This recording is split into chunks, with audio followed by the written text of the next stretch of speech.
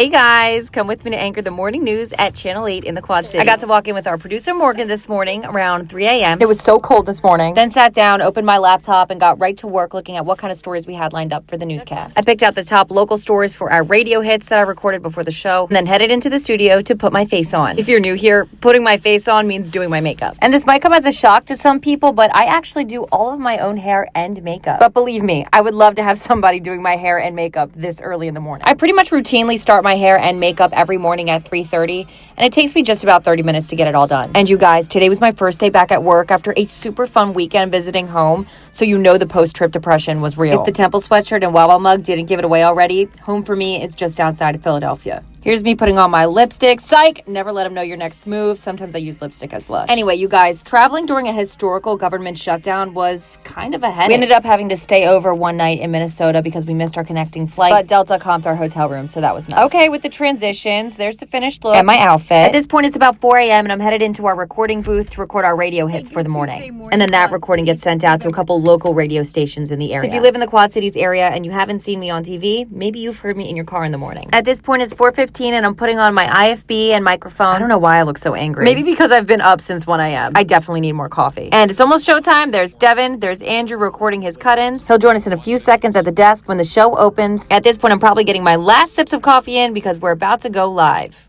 Hey, good morning. Then at 4:30, we are on air until 7 a.m., again at 8, and then again at 11. It's a lot of talking.